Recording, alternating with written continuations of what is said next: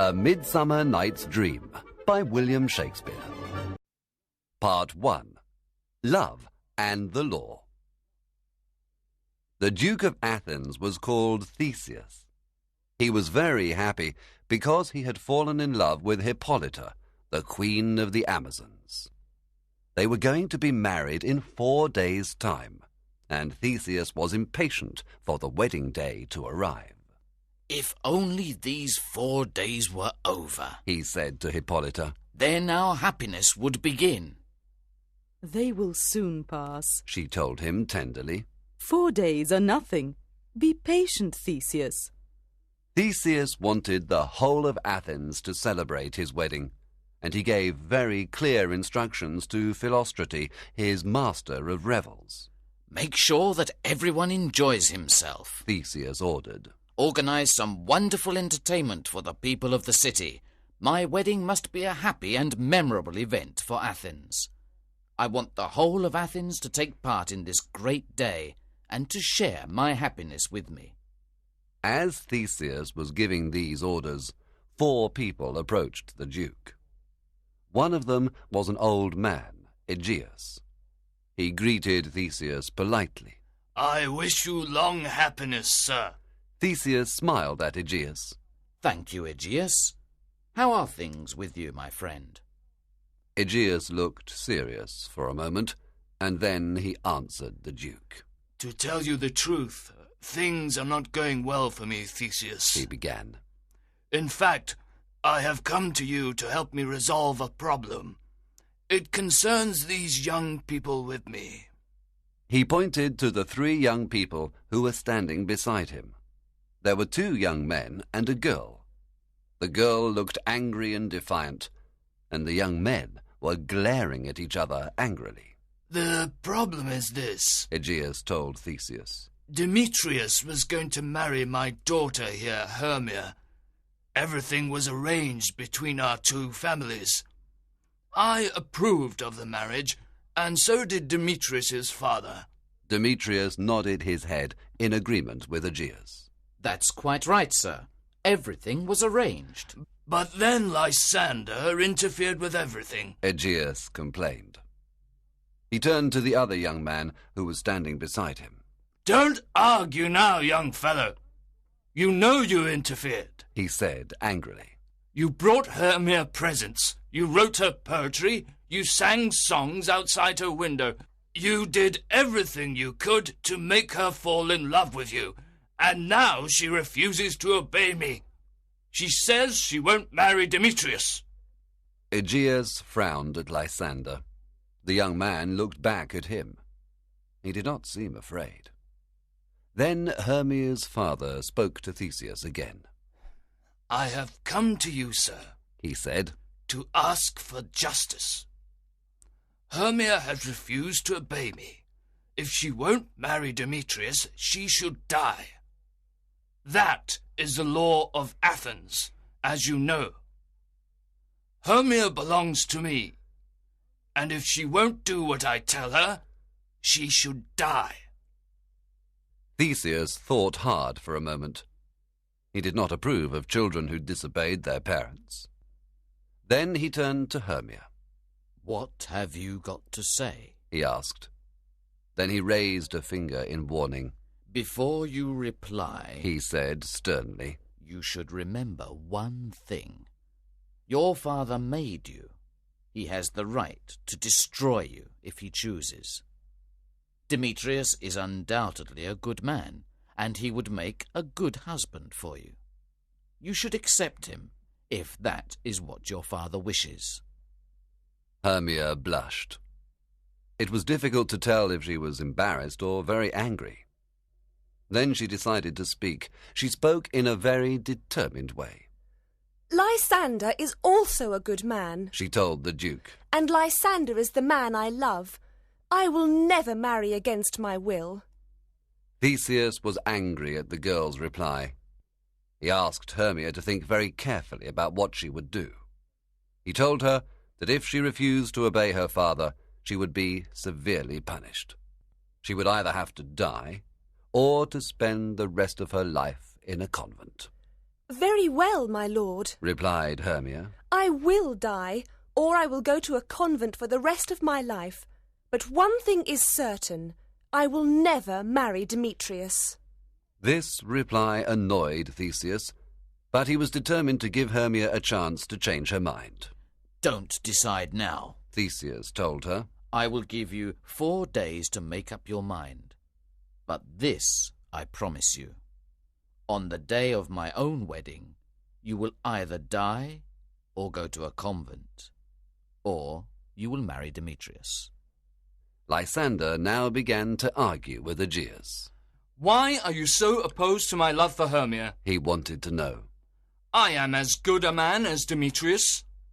I come from a noble family as he does. I am rich as he is. I love your daughter. Why don't you allow us to marry? Besides, Demetrius used to be in love with Helena. He made her fall in love with him. He broke her heart. He should marry Helena, not Hermia. Demetrius looked angrily at Lysander. It was true that he had been in love with Helena, and that he had treated her very badly. He knew it, and he was ashamed of his past behaviour. But now he was in love with Hermia, and he was determined to marry her. Enough, Theseus said to Lysander. I have given my judgment. Hermia has 4 days to think about the matter. Aegeus thanked Theseus for his judgment in the case. He was sure that Hermia would choose to marry Demetrius rather than face the penalty of disobedience. And now, my old friend, said Theseus to Aegeus, I want to speak to you and Demetrius privately. With pleasure, sir, Aegeus said. Certainly, sir, Demetrius said. Come with me and we'll discuss this matter together, Theseus commanded. Theseus, Aegeus, and Demetrius went off together, leaving Hermia and Lysander alone. They were very sad at the punishment that faced Hermia, and they thought that Theseus was unjust. They did not know what to do. Then Lysander had an idea. He had an aunt who lived some distance away from Athens. They could go there and marry. The law of Athens could not touch them there. If you really love me, he told Hermia, you'll run away with me. I'll wait for you tomorrow night in the wood near Athens. Then we'll go to my aunt's house. What do you think of the plan? Hermia promised that she would meet Lysander in the wood. As the lovers were making their plan to escape from Athens, they were joined by Helena. Helena was very unhappy because she loved Demetrius. Why does Demetrius love you? She asked Hermia with a sigh. What have you done to make him fall in love with you when he loved me before? Hermia smiled at her friend. I'll tell you what I do, she said. I ignore him, but he still loves me. I am rude to him, but he still loves me. The more I hate him, the more he loves me. Then Hermia told Helena what Theseus had said to her.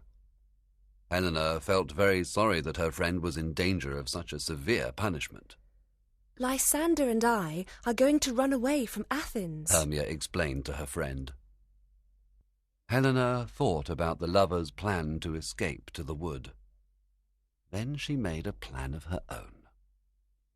I'll tell Demetrius what Lysander and Hermia are going to do, she decided. He's sure to follow Hermia into the wood. Perhaps he'll thank me for bringing him the news. Part 2. Acting for the Duke. Everyone in Athens knew that Theseus was going to be married to Hippolyta. Many people were wondering how they could celebrate the event in a way that would please the Duke. Everyone wanted to honour the Duke by organising a special entertainment for him and his bride. There was a weaver in the city called Bottom. He and his friends had decided that they would perform a play for the Duke. They had never performed in a play before, but they were certain it would be easy to do. They held a meeting to decide what play they should perform and the parts that each of them should play. Well, friends, asked Bottom, What play shall we perform for the Duke? He was answered by the carpenter, Quince. We have chosen the play Pyramus and Thisbe. What is my part in the play? Asked Bottom excitedly. Do I play a lover? Or do I play a bad king? You play the part of a lover. Quince told him. It's a wonderful part because you kill yourself for love. Bottom was very excited at the idea of the part he was to play. Excellent, he cried. I'll be very good at it, I'm sure. I'll make the audience cry at my sufferings. You can be sure of that. He thought for a moment. But perhaps I'd be better as a king, he said thoughtfully. I could terrify them if I had the part of an evil king. He ran up and down excitedly, waving his arms about and pulling strange faces. He was trying to look strong and powerful, but he only looked ridiculous. His friends were embarrassed by his silliness. That was a bad king. Not bad, eh? He looked at his friends with a smile, expecting that they would compliment him on his efforts. No one said anything. Bottom looked disappointed. He thought his acting was wonderful. Let's continue then, he suggested to Quince. Now tell us who the other actors are. The next is Flute. Quince told them. He turned to Flute. You play the part of Thisbe, the woman that Pyramus loves, he explained. I don't want to play the part of a woman, Flute complained. Besides, I'm growing a beard. It'll be ridiculous. Don't worry about that, Quince reassured him. If you wear a mask, no one will see your beard. All right then, said Flute. If I can play the part that way, I don't mind. The idea of wearing a mask appealed to Bottom, and he could not resist interrupting. I could play that part beautifully. I want to be Thisbe, he cried. Let me have the part of Thisbe. No, said Quince. You will play the part of Pyramus.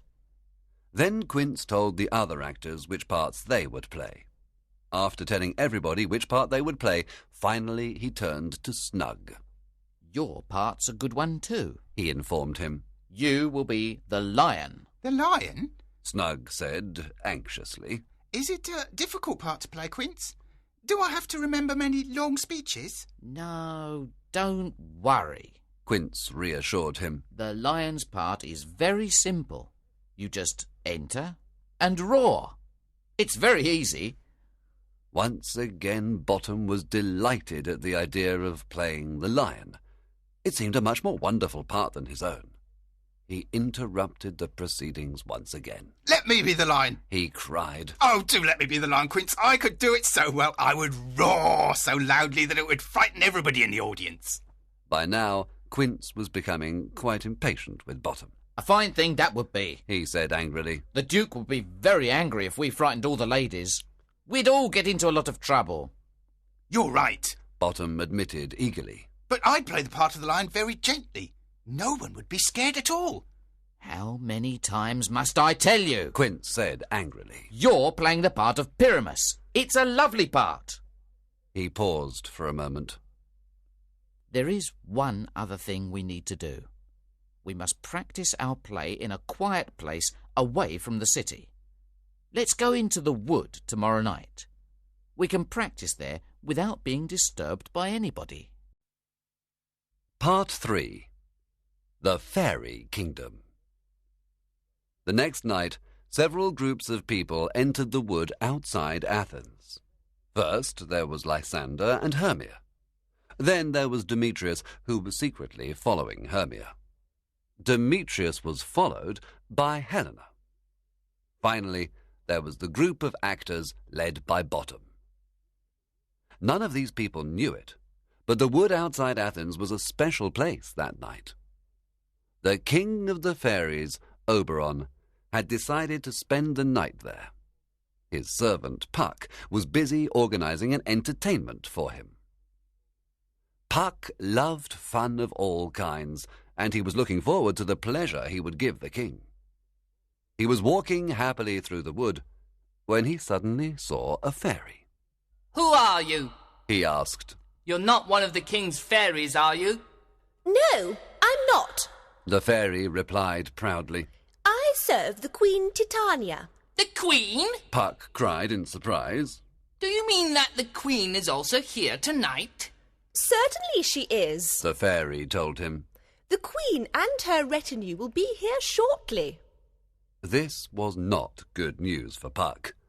Oberon and Titania had quarrelled very badly. The Queen had taken a new servant boy and refused to give him to the king. The king was offended by her behaviour. They were avoiding each other and hardly spoke when they met. We must keep them apart. Puck thought. It will be a disaster if they see each other, because they'll just squabble again. The king and the queen must not meet. But it was too late, for the next moment Oberon and his servants appeared from one direction, and Titania and her servants appeared from another. When they saw each other, the king and queen stopped and stared. There was an awkward silence in the wood. Puck did not know what to do. Suddenly Titania made a sign to her servants. I won't speak to him, She announced. I will never speak to him again. Oberon heard what the queen said, and it made him angry. I am your king, Titania. Remember that, he commanded in a stern voice. You are my king, it's true, Titania replied. but you have been unfaithful to me. I know you were in love with Hippolyta. And I know you were in love with Theseus, Oberon told her. That is nonsense. Titania said. It's an invention of your jealousy. She sighed very deeply. Our quarrel is a terrible thing, Oberon. She complained. It has disturbed the weather throughout the whole world. Everywhere men are suffering because of our quarrel. Bring the quarrel to an end, then, Oberon said. Give me the servant boy, and our quarrel is finished. Never, replied the queen. The boy is mine, and he will stay with me. Saying this, the queen turned her back on Oberon and walked away. Oberon was more angry than ever with Titania now, and he decided to play a trick on her. He knew where there was a magical flower that had the power to make people fall in love. He ordered Puck to look for the flower and to bring it to him. I'll wait until Titania is asleep tonight, Oberon thought. Then I'll squeeze a little of the juice from the flower into her eyes. When she awakes, she'll fall in love with the first person she sees. That will punish her for her pride and arrogance. He smiled with amusement at the trick. Now he felt more cheerful. Just then, Demetrius and Helena came into that part of the wood. They were quarrelling loudly. Oberon quickly made himself invisible so that he could listen to them. I've already told you to go back to Athens, Demetrius said to Helena. I came here because I'm in love with Hermia. Stop following me. I'll always follow you, Demetrius. Helena replied. Can't you understand that I love you? I'll never leave you. If you don't leave me alone, I'll abandon you here in the wood. Demetrius threatened her. It's a dangerous place. You don't want to be left by yourself, do you? If you leave me, I'll run after you. Helena told him. I don't care how badly you treat me, Demetrius. I love you. The young couple walked away, still arguing bitterly. Oberon was shocked by what he had heard of the conversation between Demetrius and Helena. What a pity, thought Oberon. That young fellow deserves a lesson. To treat a beautiful girl in that way, it's not right at all. Then an idea came to him, and he smiled again. I know what I'll do, he thought. I'll make the boy fall in love with her. He'll learn what it is to suffer for love. When Puck returned, he was carrying the magical flower with him. He gave the flower to Oberon. Come with me, Oberon ordered. I know the place where Titania sleeps. Let's go and find her. Oberon and Puck walked very quietly through the forest until they found Titania. The queen of the fairies was fast asleep. Oberon crept forward and gazed down on her. Titania was very beautiful. Oberon poured a little of the juice from the flower into the Queen's eyes. "There," he whispered triumphantly to Puck. "When she wakes, she'll fall in love with the first thing she sees. I hope it's something really ugly and horrible. That'll teach her to be more respectful to me in the future." Oberon and Puck left the Queen sleeping peacefully. Then Oberon told Puck about the young couple in the wood, and how cruelly the boy had behaved towards the girl. "Take a little of this magic juice, Puck," the king ordered. "Go through the wood until you find them. As soon as they're asleep, pour a little of the juice into the young man's eyes. When he wakes, he'll be in love with the girl." Puck liked the king's plan, and went off happily to search for the boy and girl. He thought the king's idea was a wonderful one. Lysander and Hermia thought that they were quite alone in the wood. They were very happy and excited to be together, and the time passed quickly for them. Then Lysander realized that he had lost the way in the darkness. "We should sleep here until morning," he said to Hermia. "We'll soon find our way again when it's light." Hermia agreed with him. She lay down on the ground and made herself comfortable. She was tired. Lysander lay down next to her on the soft ground. What are you doing? Cried Hermia. Don't lie so close to me. We're not married yet. It's not right. Lysander was disappointed, but he got up and moved a little way away. Then he too lay down on the soft earth. The lovers had had a long and exciting day, and they were soon asleep. Puck was still looking for the boy and girl that Oberon had described to him. He came through the silent wood, carrying the flower carefully in his hand. Then he saw Lysander and Hermia asleep. That must be them, he thought. Look how far away the boy has put himself. She's frightened to lie next to him, poor thing. Puck carefully poured some of the magic juice into Lysander's eyes. Now he'll fall in love with her, Puck said to himself. As soon as he wakes up and sees her, he'll fall in love with her. Oberon will be pleased. I've done everything that he asked. Lysander and Hermia went on sleeping. The wood was very dark and quiet. A little while later, Demetrius and Helena came into the part of the wood where the lovers were sleeping. They were still quarrelling, and Demetrius was becoming increasingly angry. Go away, he shouted at Helena. Leave me alone, I tell you. I know that I'm not as beautiful as Hermia, said Helena sadly. Everyone loves her. If I were like her, you'd never treat me like this. She began to sob. Then she saw something on the ground in front of her. She cried out in surprise. Oh!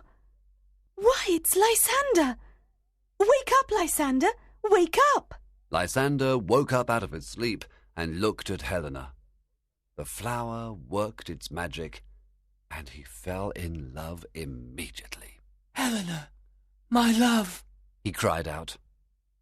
Helena did not believe that Lysander was sincere in what he was saying. She knew that Lysander and Hermia were very much in love. She imagined that he was making fun of her because of her love for Demetrius. It's very cruel of you to make fun of me, Helena complained. Why do you mock me with this silly game? She turned away from Lysander and walked off into the wood. Wait! Helena, wait for me! Cried Lysander. He got up quickly and chased after Helena. Part 4. The Donkey and the Queen. Bottom and his friends had met in another part of the wood, and they were busy with the rehearsal for their play. Their rehearsal was not going smoothly, however, and they had some problems to resolve. Friends, said Bottom, there are some things in this play that I don't like. I don't like them at all. For instance, he went on, Pyramus has to kill himself with a sword. I think the ladies in the audience will be frightened if he does that. You're right, agreed Snout. We can't frighten the ladies. Why don't we get rid of that part? We don't have to do that. Bottom argued. Why don't we add a prologue to the play? We could explain that Pyramus isn't really killed at all. And we could also say that I'm not really Pyramus, that I'm really Bottom. Then the ladies wouldn't be frightened. What do you think? I think you're right. Quince told him. We'll put in a prologue to explain that part of the play. What about the lion? Asked Snout. Won't the ladies be frightened of the lion as well? A lion is a very terrifying creature, you know. Bottom pointed out. Let's have a second prologue, Snout suggested. We can explain that it isn't a real lion at all. Yes, said Bottom. And when you play the part, he said to Snug, you should show your real face. And then you could speak in your own voice. You could say, ladies, don't be frightened. I'm really Snug. I'm not a lion at all. Then they wouldn't be scared. I agree, said Quince. We don't want to frighten the ladies. That would be a terrible thing. But there's something else that worries me. What about the moon? It says that Pyramus and Thisbe meet in the moonlight. How are we going to put moonlight into the play? We need an almanac, cried Bottom. Get an almanac, he cried excitedly. Quince opened the almanac at the date of Theseus's wedding. He read the details carefully. It's all right, he told them. There is a good moon that night. Then it's easy, Bottom said. We leave a window open in the room where we're playing. Everyone will see the moonlight. Or one of us could carry a lantern, Quince suggested. He could explain that he represents the moon. The actors were happy. They thought they were solving all their difficulties very cleverly. But what about the wall? Quince asked. It says in the play that Pyramus and Thisbe talk to each other through a hole in the wall. How are we going to show the wall? Everybody looked thoughtful for a moment, and then Bottom spoke again. One of us must represent the wall, he said. He can carry a brick to show what he is. Good. That's settled then, said Quince. Let's begin, shall we? You go over there, Bottom, and when I call you, you come on the stage. All right, everybody? Everybody said they were ready, and Bottom went a little distance away. Puck had heard the voices of Bottom and his friends, and he had hidden behind a tree to see what they were doing. At first he did not understand what Bottom and his friends were doing. Their behaviour was very strange. Then he realized what they were doing. They must be actors, he said to himself. Of course they are. But they're surely the worst actors in the world. I think I'll play a trick on them. He saw that Bottom was out of sight of his friends, and he used his magic to change Bottom's head into the head of a donkey. Bottom felt nothing, so he did not notice the trick that had been played on him. The other actors were now ready to begin. Bottom! cried Quince. Where are you, Bottom? You're supposed to be on stage now. Bottom stepped forward, ready to speak his lines. If you loved me, Thisbe, he began. Run! cried the actors. There's a monster! Run away, everybody!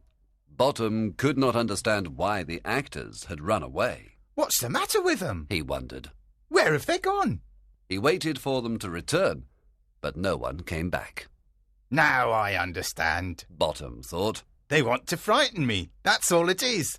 Well, I won't be frightened. I'll stay here. I'm not scared. Bottom began to walk up and down and to sing one of his favourite songs. He sang very loudly. The owl so cock so black of hue, with orange tawny bill, the throstle with his note so true, the wren with little quill. His singing woke Titania. She looked at Bottom, and the magic flower worked on her immediately. The fact that he now had a donkey's head made no difference at all. She fell in love with him straight away. Your singing is wonderful, sir, she told him. And you are beautiful as well. I'm in love with you, she confessed. She called all her servants and told them that she was in love with Bottom. She ordered them to take very good care of him and to do exactly what he wanted.